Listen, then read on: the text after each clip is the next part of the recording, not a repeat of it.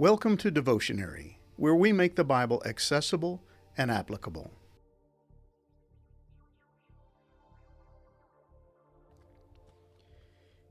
In Deuteronomy chapter 5, verses 22 through 33, Moses reminds his audience about the day when God gave his law on Mount Sinai. This historical reference point was intended to prompt the people of Israel towards obedience to that law. Their adherence to God's commands was going to be critical if they wanted to enjoy all the blessings associated with the land of promise. Their ancestors had sworn their allegiance to God's law, but had proved unfaithful. Now a new generation stood poised to enter the land, and Moses was well aware that they were predisposed to follow the example of their predecessors. Obedience to God's law would be impossible if their hearts were not in it.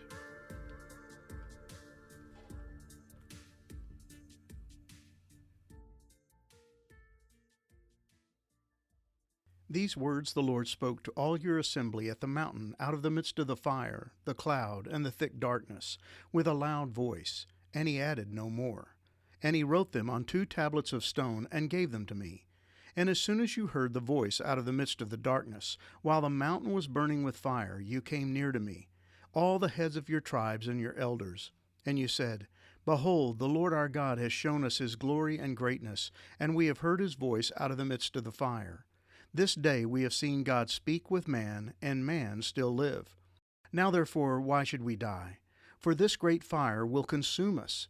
If we hear the voice of the Lord our God any more, we shall die. For who is there of all flesh that has heard the voice of the living God speaking out of the midst of fire as we have, and has still lived? Go near and hear all that the Lord our God will say, and speak to us all that the Lord our God will speak to you, and we will hear it and do it. And the Lord heard your words when you spoke to me. And the Lord said to me, I have heard the words of this people, which they have spoken to you. They are right in all that they have spoken. Oh, that they had such a heart as this always, to fear me and to keep all my commandments, that it might go well with them and with their descendants forever.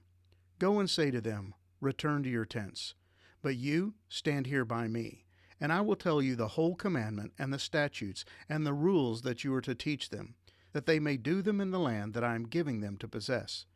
You shall be careful, therefore, to do as the Lord your God has commanded you. You shall not turn aside to the right hand or to the left. You shall walk in all the way that the Lord your God has commanded you, that you may live, and that it may go well with you, and that you may live long in the land that you shall possess. Deuteronomy chapter 5, verses 22 through 23.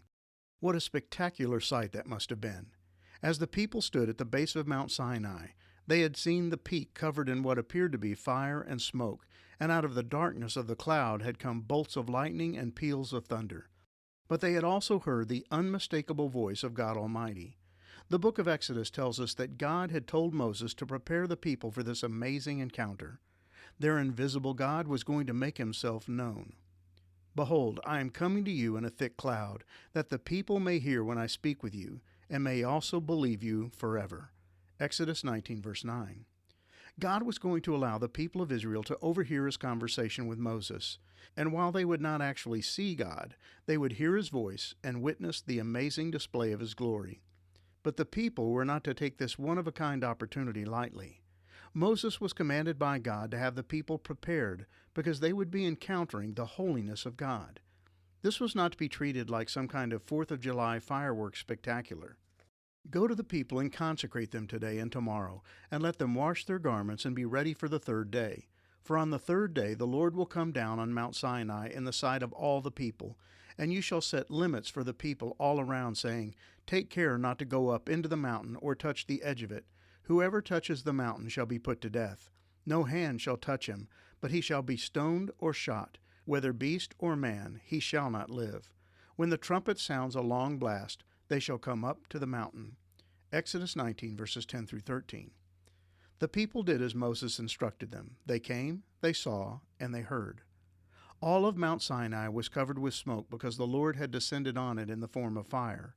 The smoke billowed into the sky like smoke from a brick kiln, and the whole mountain shook violently. Exodus 19, verse 18. And this remarkable display of God's glory had its intended effect. The people were blown away by all that they had seen and heard, and expressed their amazement to Moses. Look, the Lord our God has shown us his glory and greatness, and we have heard his voice from the heart of the fire. Today we have seen that God can speak to us humans, and yet we live. Deuteronomy 5, verse 24. They were amazed and petrified at the same time. Their exposure to the might and majesty of God created within them a fear that bordered on paranoia. They wanted nothing more to do with him, and preferred that Moses do the dirty and obviously dangerous work of receiving any further instructions from God. But they committed themselves to obey whatever it was that God told them to do. But now, why should we risk death again? If the Lord our God speaks to us again, we will certainly die and be consumed by this awesome fire.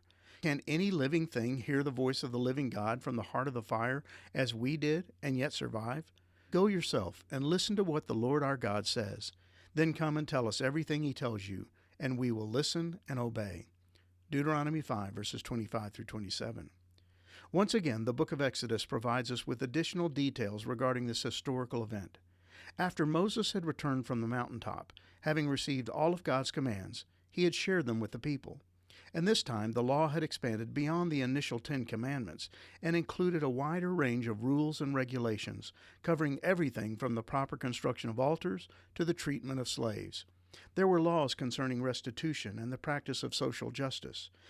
God even included commands regarding the feasts and festivals they were to celebrate, and rules concerning their keeping of the Sabbath. And when the people heard all that God had commanded, they responded affirmatively. Then Moses went down to the people and repeated all the instructions and regulations the Lord had given him. All the people answered with one voice, "We will do everything the Lord has commanded." Exodus 24, verse 3. But their enthusiastic commitment to keep God's commands was driven more by fear than by a heartfelt desire to live in obedience to him. They had committed to keeping his law because they feared his judgment. But fear alone would prove to be an insufficient motivation to foster long-term obedience. And God saw through their exuberant verbal affirmation. "I have heard what the people said to you, and they are right. Oh, that they would always have hearts like this, that they might fear me and obey all my commands. If they did, they and their descendants would prosper forever." Deuteronomy 5, verses 28 through 29. He knew what was going to happen. Eventually the fire in the mountain would go out, and the smoke would dissipate. The thunder and lightning would fade away like a distant memory, and the fear the people felt would evaporate along with them. God knew that their commitment to obey his commands would be short-lived, and yet he longed to bless and prosper them. God had tied his blessing of them directly to their obedience to him. Later on in the book of Deuteronomy, Moses would articulate the vital link between blessing and obedience. "If you fully obey the Lord your God and carefully keep all his commands that I am giving you today, the Lord your God will set you high above all the nations of the world. You will experience all these blessings if you obey the Lord your God." Deuteronomy 28, verses 1 through 2. But failure to obey had its consequences. Disobedience would result in curses. But if you refuse to listen to the Lord your God and do not obey all the commands and decrees I am giving you today, all these curses will come and overwhelm you. Deuteronomy 28, verse 15. God longed to bless his people, but his covenant with them was conditional. He had given them his law and required that it be obeyed. If they wanted to live long and prosper, they had to live in obedience to his commands. This wasn't just a case of blind obedience to an arbitrary set of rules. Every single command given by God had inherent benefits associated with it because it came from a holy and just God. The laws provided by God were meant to protect and prosper the people of Israel. If obeyed, they would set the people of Israel apart and bestow on them blessings beyond belief. Walking submissively and obediently within the will of God always brings the blessings of God. Living according to his standards and submitting to his will always results in a guarantee of his blessings, which is why Moses pleaded with the people of Israel to do all that God had commanded them to do. You must be careful to obey all the commands of the Lord your God, following his instructions in every detail. Stay on the path that the Lord your God has commanded you to follow. Then you will live long and prosperous lives in the land you are about to enter and occupy. Deuteronomy 5, verses 32 through 33. But God desires obedience from the heart, not a robotic, going through the motions adherence to a set of rules. The law was never intended to be a set of life-sucking regulations that require mindless obedience. God desires obedience that flows from the heart and is motivated by love, not fear. What is more pleasing to the Lord, your burnt offerings and sacrifices, or your obedience to His voice? Listen, obedience is better than sacrifice, and submission is better than offering the fat of rams. 1 Samuel 15, verse 22.